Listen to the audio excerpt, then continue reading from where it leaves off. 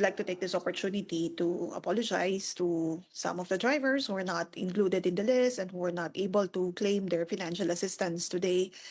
But as explained also by Secretary Rex Gatchalian, kung hindi nyo naman po na-claim ngayon, we will be arranging a special payout like what we did dito po sa Metro Manila. Now, for those who are not included in the list, dalawa po yan. One is, hindi po kayo nailista ng inyo pong mga transport regulatory units, hindi po kayo nailista ng inyong sa mga naisumite sa mga local social welfare officers, kaya wala pong mga pangalan nyo na nakarating sa DSWD. Or pangalawa, maybe your names were submitted but incomplete po yung information. Kasi nung nagsagawa na isubmit sa DSWD yung list, and then we did the duplication, kinakailangan kasi na kumpleto yung inyong pong impormasyon, like your family name should be provided, your birth date should be provided, kasi posible na may kapangalan po kayo sa similar area. And then the only way to differentiate you from another individual is for us to be supplied with those information, because that's what we basically do in the deduplication process. So if that's absent, ibabalik po namin sa local government unit para sila naman po yung mag-supply nun sa amin. So hindi naman po kinakailangang mag-alala, because if you're eligible drivers and then makita natin that dapat kayong mapasama, again, we will schedule another payout for you.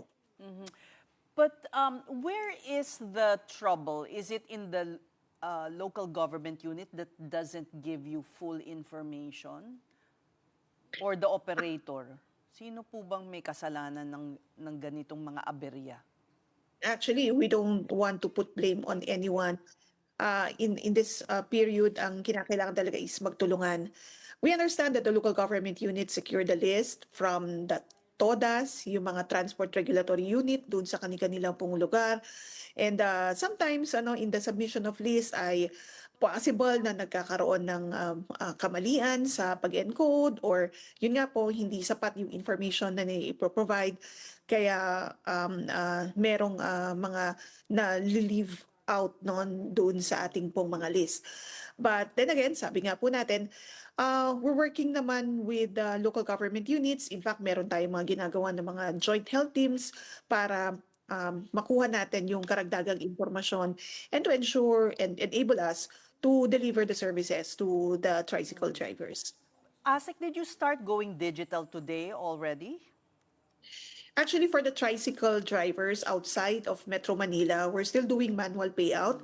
Kasi pamamaraan po yan ng DSWD to parang know your client processes yung ginagawa namin. So that when we adopt electronic wallets on the second wave of this financial assistance provision, ay mas magiging madali na, because we have already verified the information on those drivers, and then malalaman na natin din kung ano yung kanilang mga electronic wallets, or we will be able to help them come up with their electronic accounts para doon na nga po pupunta yung kanila pong mga cash relief assistance. So hindi pa nasisimulan? Yes, we haven't started it yet, but we're planning to adopt digital systems on the second wave or the second tranche of this financial assistance to help us also cut on administrative and operational costs, and of course to make the processes more efficient and more convenient para sa ating mga drivers. Ma'am, sige. I understand that it's complicated on your part kasi you're working with information you're only given by, for example, the LGUs. These are drivers who are listed by the LGUs, and I don't think you're listing them as DSWD. However, the fact is that these guys earn from day to day, and what they earn today is what they feed their family with. So even if we say na meron pa namang susunod na bigayan, that's already one day lost na livelihood eh. So I'm wondering how we can facilitate or how we can speed up and make it easier for people who are having a hard time as it is. I know it's not entirely your fault kasi nga you're working with information you're only given by the LGUs eh. Pero baka there's a way then to I don't know, not be I too... hope the government can have a master list someday Kawawa rin of kasi. all these transport workers na talagang very solid na. It's kasi tiresome din to keep hearing complaints na Oh, wala po kami. Tapos pipila sila po. Isang buong araw po yan na walang trabaho. Alam mo naman po yung mga... That's correct. I totally agree with you. In fact, in one of our discussions this afternoon, no, after na umikot kami ni Secretary Rex Gatchalian, isa sa mga nakikita natin is, yung integrate natin yung database ng mga drivers, which actually we don't have yet, no? Kasi in the past, yung mga fuel subsidy that were provided by the government, mga operators lang yung nabibigyan. But this is the first time that we're providing or extending assistance to drivers. So ngayon, meron na tayong mga binubuo ng mga listahan or database ng mga drivers. Now, ang nakikita natin dito is maybe do a PhilSys integration with the CBMS. Kasi as it is, no, nakita natin na hindi naman po lahat ng mga tricycle drivers ay may national ID. So maybe we could work on the data integration, and then also make sure na naka-reflect kung sino yung mga drivers doon sa CBMS natin. Maybe that would help no, in terms of policy and operational concerns. And then isa rin sa posible na pwede nating gawin, of course, ay yung aside from the data integration nga, we could also push for the creation of a database for our drivers. Right. And just a clarification, kasi kagabi nandito po si Manibela President Marval Buena at sinabi sa amin na halos lahat ng miyembro ng Manibela ay hindi nakatanggap ng ayuda. Is it through DSWD ba o DOTR po yung kanila? Actually, mga jeepney drivers po natin, the list came from the LTFRB. But we understand that the LTFRB got the list also from the JODA, kasi may mga iba pong organisasyon yan. Now, maybe Sir Val could help us doon sa pag-verify kung wala nga pong mga miyembro ng kanilang asosasyon o ng kanilang grupo ang nakatanggap pa ng cash relief assistance, because dito sa National Capital Region, we've already served more than 22,000 jeepney drivers. And if it's true na wala pa sa kanilang member ang nakakatanggap, then we'd gladly verify that information. And we can check naman din our database or the existing master list of jeepney drivers to ensure that they would also be served under this program. Ma'am, is this a one-shot deal, or are there plans for a second and possibly a third series of ayuda for these drivers? Kasi looking at the numbers that the amounts being given out, siguro masaya ka na kung mag-isang full tank yan eh. Hindi abot. Hindi abot. So Well, yeah, actually, we're looking at another round of Okay. distribution, no, for the financial assistance. Kasi yan po ang utos ng Pangulong Marcos Jr. sa DSWD na tuloy-tuloy na tulungan itong mga drivers natin who are most affected dahil nga doon sa patuloy na pagtaas ng presyo ng petrolyo. May balak po bang makipagdialogo sa mga transport groups ang DSWD? Actually, since we did that already, pinatawag po ng DSWD ang LTFRB, ang mga TNCs, gayon din po yung mga asosasyon ng mga TNVS, mga FCC taxi drivers. We've met with them, and we've tried to address yung mga operational issues and yung mga concerns on why some of their members were not included in the list of drivers who received financial aid. And ang isa sa mga naging agreements po natin ay mag-compare tayo ng notes. No? So we created help teams, pumunta sa mga local government units, nakipag-usap sa mga TODA, sa mga JODA, so that we could compare notes and then identify who among their members were not included in the list, and then isasama po natin upon verification. And again, on Monday, magkakaroon na naman kami ng another meeting to make sure na maayos po yung mga concerns before we roll out the special payout for the drivers nga who were not able to claim their aid, and of course, to those na napasama dun sa supplemental list. Complete attendance naman po ang mga transport groups.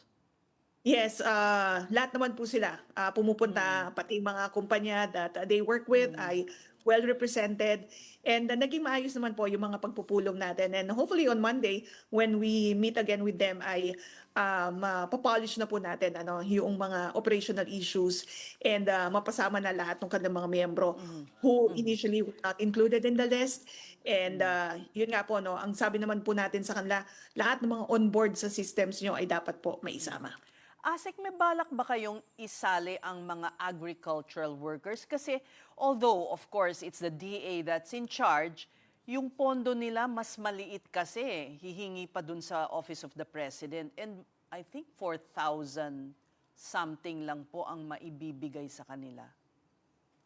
Well, right now, ang ginagawa po ng DSWD is to serve muna itong mga drivers natin, because based nga dun sa ating pong mga assessment and consultations with them, even our conversations with the drivers, sinasabi na talaga na sila yung sobrang apektado. Kung dati-dati yung mga tricycle drivers ay nakakapag-uwi ng mga 700 or 800 pesos, now ang naiuwi nila ay half of it or sometimes less than half of it, pag minsan nga daw negative. Kaya sabi namin na okay, so ito po muna yung mga tutulungan natin, because nakita natin that they are in crisis situation. Anyhow, other government agencies are also providing or extending assistance to the different sectors. Ang mahalaga kasi dito, Ses and Ed, tulong-tulong yung iba't ibang ahensya ng pamahalaan para ma-serve or ma-address nga po yung mga iba't ibang mga concerns ng iba't ibang sektor sa ating lipunan.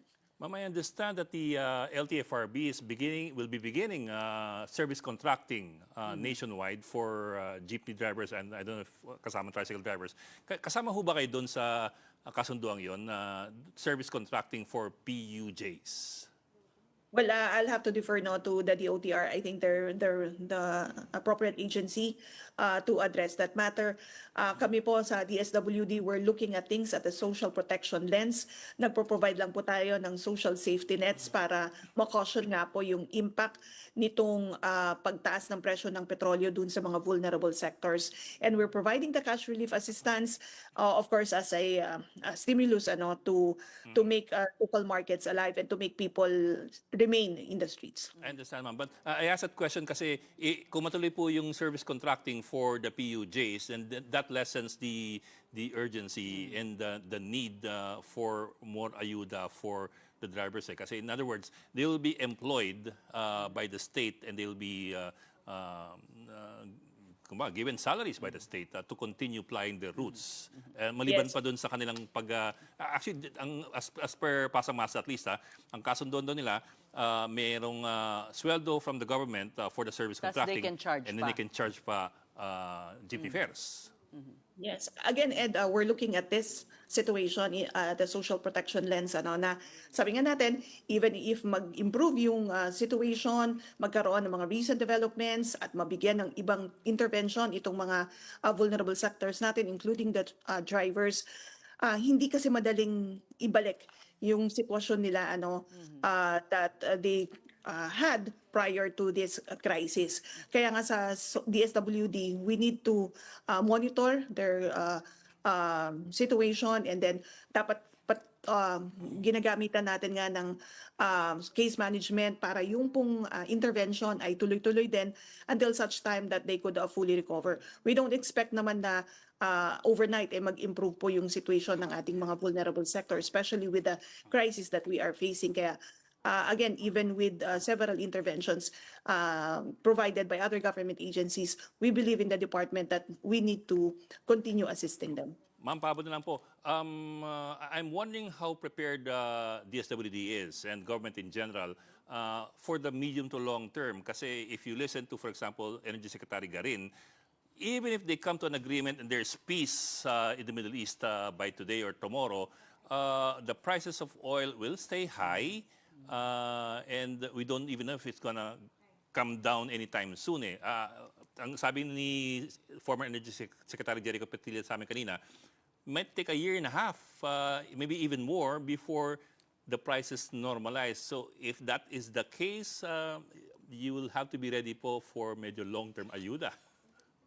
Well, yes, Ed, for our social safety net, particularly for assistance to individuals in crisis situation if you would recall, we've mentioned that we've earmarked 30 billion pesos of the more than 60 billion pesos na pondo for the assistance to individuals in crisis situation.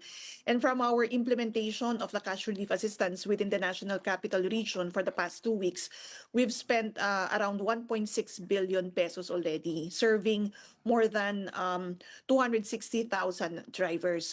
So that's 1.6 billion. Tapos nakita natin that for the tricycle drivers outside Metro Manila, ang pondo natin dyan, I'm sorry, that for the tricycle drivers outside Metro Manila, that's 1.6 billion. Yun ang indicative amount or funding requirement natin. And then yung mga drivers served within the National Capital Region, nasa mahigit 1.3 billion pesos po yung ginamit natin dyan. So if you add up, so 1.6 and then 1.3, that's 2.9 billion pesos.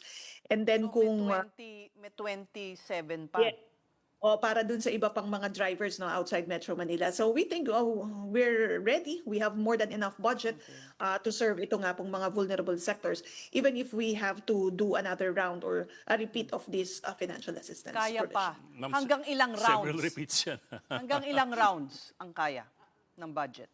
Have to see and of course sabi nga rin ni Secretary Rex Gatchalian, we'll also have to consult our economic managers because there are also other programs and services that we are also implementing. Pero mahalaga rin dito yung nabanggit nyo nga, yung mga long-term solutions, yung mga other interventions that would really help yung ating pong mga vulnerable sectors. One of which, of course, is yung livelihood or yung Sustainable Livelihood Program of the DSWD, which actually, we're providing also to repatriated overseas Filipino workers.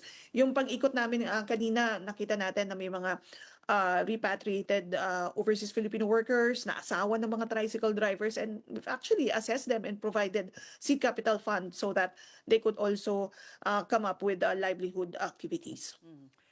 Okay, we thank you. But ASEC, I'm really looking forward today. We are looking forward to the day na wala na kaming maririnig na reklamo na wala ang pangalan ko sa listahan.